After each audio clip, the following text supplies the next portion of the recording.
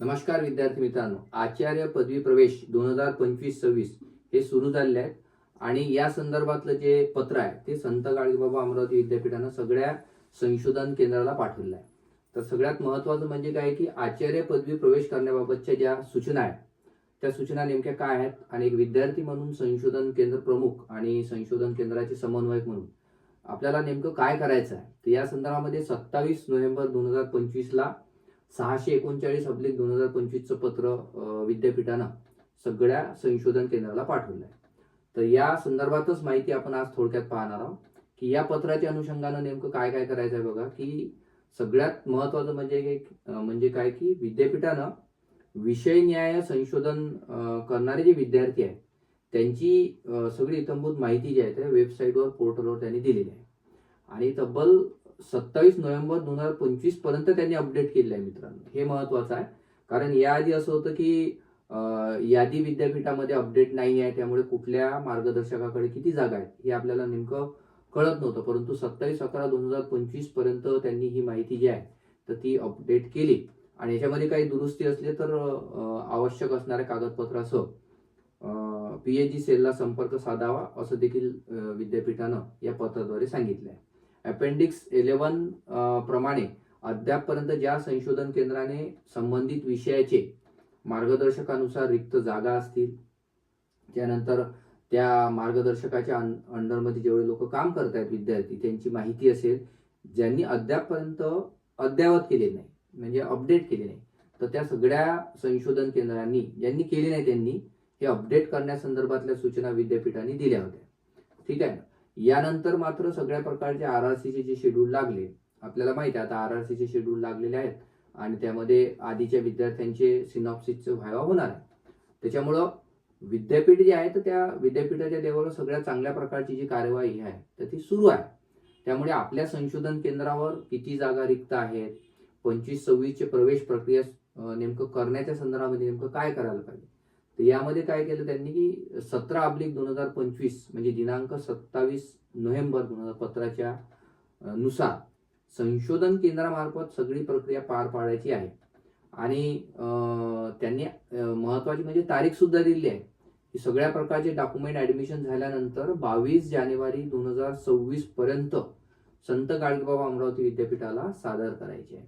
म्हणजे ऍडमिशन विद्यार्थी जे झाले त्यांचे एकत्रित फॉर्म गोळा करणे, त्यांचे डॉक्युमेंट त्याला जोडणे आणि हे सगळं विद्यापीठाला देण्याची जी तारीख आहे तर ती किती 22 जानेवारी पर्यंत आहे. म्हणजे 22 जानेवारी 2026 पर्यंत ही सगळी प्रक्रिया पूर्ण करून विद्यापीठाला हार्ड कॉपी सबमिट करायची आहे. ठीक आहे. यामध्ये काही महत्वपूर्ण सूचना आहेत ते मी पुन्हा वाचतो की या पत्रान्वये काय सांगितलं आहे त्यांनी की डायरेक्शन नंबर 41/2025 नुसार सगळी प्रवेश प्रक्रिया ही राबवल्या जाणार आहे. ठीक आहे. आणि संशोधन केंद्र प्रमुख यांनी संशोधनकर्त्याचे जे प्रवेश आहे ते रद्द केल्यास त्याची माहिती देखील RAC मार्फत विद्यापीठाला सादर करणं बंधनकारक आहे. त्यानंतर संशोधन केंद्र आणि मार्गदर्शक यांची पदनिहाय संख्येची माहिती अद्ययावत ठेवावी आणि त्यानुसारच प्रवेश देण्यात यावे असं सुद्धा या पत्राद्वारे विद्यापीठाने सांगितलं आहे. म्हणजे मार्गदर्शकाकडे किती जागा असाव्या, म्हणजे प्रोफेसरकडे 8 जागा, असोसिएट प्रोफेसरकडे 6 जागा, असिस्टंट प्रोफेसरकडे 4 जागा. त्यानंतर या प्रवेश प्रक्रियेच्या संदर्भामध्ये जे ऑर्डिनन्स नवीन आलेलं आहे विद्यापीठाचं तर त्या ऑर्डिनन्सनुसारच ही सगळी प्रक्रिया पार पाडली जात आहे. मित्रांनो, त्यामुळे विद्यार्थी घेताना सगळ्यात महत्वाचं आहे की 4 नंबरची त्यांनी सूचना दिली आहे की विद्यार्थी घेताना निर्देश क्रमांक 41/2025च्या क्लॉज 6 मधील सब क्लॉज F चे तंतोतंत पालन करावे. आता याच्यावर आपला सविस्तर जो व्हिडिओ आहे नवीन ऑर्डिनन्सवर तो काही दिवसातच या चॅनलवर येऊन जाईल की ज्यामध्ये PhDच्या प्रवेश प्रक्रियेच्या संदर्भातल्या आणि अवॉर्ड होईपर्यंत सगळ्या प्रकारचे जे त्यांचे ऑर्डिनन्स आहे, जे डायरेक्शन नवीन आलेलं आहे विद्यापीठात त्यावर आपण व्हिडिओ करूच. तर इथं त्यांनी लक्षात ठेवायचं आहे की ऍडमिशन घेताना जे नवीन अधिनियम आणलाय त्या डायरेक्शनच्या किंवा सूचनेनुसार त्याचं तंतोतंत आपल्याला पालन करायचं आहे.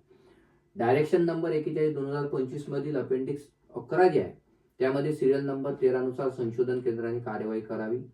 RACचा रिपोर्ट जो आहे तो RACचा रिपोर्ट सुद्धा यामध्ये पाठवा की तुमच्यामध्ये किती विद्यार्थी आले. एक बहिस्थ परीक्षक जो आहे तो देखील त्याच्यामध्ये नेमावा आणि त्यांच्या सह्या, प्राचार्यांच्या सह्या म्हणजे केंद्र प्रमुख म्हणून प्राचार्य असतात. त्याच्यानंतर संशोधनाचे समन्वयक यांच्या हे सगळ्या जे आहे हे सगळं RSCचा जो रिपोर्ट आहे तो सुद्धा याच्या संदर्भात म्हणजे या ऍडमिशन मध्ये पाठवणं महत्वाचं आहे. त्यानंतर संशोधनकर्ता हा नियमित जर सेवेत असला म्हणजे एखादा रिसर्च स्कॉलर ज्याची आपण ऍडमिशन घेतो तो जर नोकरीवर असला त्याला देखील प्रावधान या अधिनियमामध्ये दिलेलं आहे. पार्ट टाइम आणि फुल टाइम असं त्यांनी उल्लेख केलेला आहे तिथं की जे लोक नोकरीवर आहेत तर त्या नोकरीवर असणाऱ्या लोकांचे NOC सुद्धा सादर करणे आवश्यक आहे. उदाहरणार्थ एखादा व्यक्ती PhD करू इच्छितो परंतु तो नोकरीवर आहे तर त्याच्याकडनं नो ऑब्जेक्शन सर्टिफिकेट त्याच्या एम्प्लॉयरकडनं त्याच्या नियोक्त्याकडनं म्हणजे जिथं तो काम करतो त्याच्याकडनं घेणं आवश्यक आहे आणि ते सेंटरला सबमिट करून सेंटरने ते विद्यापीठाला त्याच्या फॉर्म सोबत देणं गरजेचं आहे. ठीक आहे. तर या संदर्भामध्ये ही 7 नंबरची सूचना त्यांनी दिली आहे. सगळ्यात महत्वाचं की म्हणजे प्रवेश करतेवेळी विद्यापीठामध्ये जर एका विद्यापीठातून दुसऱ्या विद्यापीठात विद्यार्थी आला असेल म्हणजे विद्यापीठात बदल झाला असेल उदाहरणार्थ औरंगाबाद विद्यापीठातले अमरावती विद्यापीठात PhD करायला आले असतील किंवा पुण्यातला कोणी असेल किंवा कोणी नांदेड मधला असेल कुठलाही असेल तर त्याचं काय झालं विद्यापीठ चेंज झालं त्यामुळे त्याला काय लागेल प्रव्रजन प्रमाणपत्र म्हणजे मायग्रेशन लागेल ते देखील आवश्यक आहे. त्यानंतर PG ची मार्कशीट आहे. त्यानंतर MPhil असेल तर MPhil ची मार्कशीट नेट सेट असेल तर नेट सेटचं सर्टिफिकेट आणि पेटचं सर्टिफिकेट. तर हे सगळं जे आहे तर हे सगळं तुम्हाला डॉक्युमेंट लागतील. त्याच्यासोबतच तुमचं कास्ट सर्टिफिकेट त्यानंतर जर नॉन क्रिमिनल गटात मोडत असणार आपण तर नॉन क्रिमिनल सर्टिफिकेट या सगळ्या बाबी आणि आधार कार्ड सुद्धा त्याला जोडून द्यायचं. ठीक आहे. तर हे सगळं ज्या सूचना आहेत या सूचनांचं पालन करून प्रवेश प्रक्रिया राबवण्यात यावी असं हे पत्र सांगते. यामध्ये काही अतिरिक्त जर प्रवेश केल्यास जर एखाद्या रिसर्च सेंटरनं अलोकेशन झालेल्या प्रवेश मर्यादे संख्येपेक्षा जर जास्त त्यांनी प्रवेश केला तर ही अडचण जी आहे या सगळ्या अडचणीला जबाबदार त्या संशोधन केंद्राला धरलं जाईल असं या पत्रामध्ये स्पष्ट त्यांनी केलेलं आहे. ठीक आहे. त्यामुळे अतिरिक्त प्रवेश घ्यायचे नाही आहे. जेवढं तुमच्या रिसर्च सेंटरला प्रवेश दिलेले आहेत विद्यापीठाच्या यादीमध्ये अपडेट आहे तेवढ्याच ऍडमिशन घ्यायचे आहेत आणि विद्यार्थी म्हणून देखील आपण पाहायला पाहिजे की कुठल्या रिसर्च सेंटरला किती जागा आहे. जागा असेल तरच आपण ऍडमिशन घेऊ शकू जागाच नसेल तर ऍडमिशन घेता येणार नाही. ठीक आहे. तर अशा प्रकारची 41/2025 जे निर्देश आहे तर त्या संदर्भातलं ही कारवाई करावी असं विद्यापीठाने सांगितलं आहे. आणि सगळ्या मार्गदर्शकांची संख्या कोण्या मार्गदर्शकाअंतर्गत किती जागा आहे तर या संदर्भामध्ये विद्यापीठाने हे दिलेलंच आहे. त्यांच्या ह्या पोर्टलवर हे दिलेलंच आहे की फॅकल्टी वाईज त्यांनी ही यादी अपडेट केलेली आहे आणि याच्यामध्ये विद्यार्थ्यांना हे पाहणं गरजेचं आहे की आपल्या विषयाच्या जागा कुठल्या सेंटरला आहेत. ठीक आहे ना. मला फोन येतात की सर मी ऍडमिशन विद्यापीठात घेऊ की कॉलेजला घेऊ. तर सगळ्यात महत्वाचं म्हणजे आपण PhD आचार्य पदवीच्या इतक्या मोठ्या प्रवेशाला म्हणजे पदवीला प्रवेश घेतो त्यामुळे किमान आपल्या स्तरावर आपण थोडीशी कार्यवाही करायला पाहिजे. आपल्या विषयाच्या जागा पाहणं विद्यापीठाचं पोर्टल पाहणं PhDचं कुठल्या सेंटरला आपल्या जागा आहेत त्या सगळ्या आपण पाहणं गरजेचं. त्याच्यानुसार त्या सेंटरला जाऊन आपण त्या मार्गदर्शकांना त्यांच्या वेळेनुसार भेटायला पाहिजे. ठीक आहे. तर अशा प्रकारचं हे जे आहे हे पत्र होतं मित्रांनो. त्यामुळे आचार्य पदवीचा जो प्रवेश आहे तर त्या संदर्भामध्ये प्रामुख्याने जे PhD सेल आहे तर ते उत्कृष्ट प्रकारचं कार्य करत आहे आणि ते चांगल्या प्रकारचं पत्रव्यवहार देऊन सगळ्या सेंटरला त्यांनी दिलेलं आहे. एक विद्यार्थी संशोधक विद्यार्थी म्हणून सुद्धा आपण त्या बाबी पाहायला पाहिजे.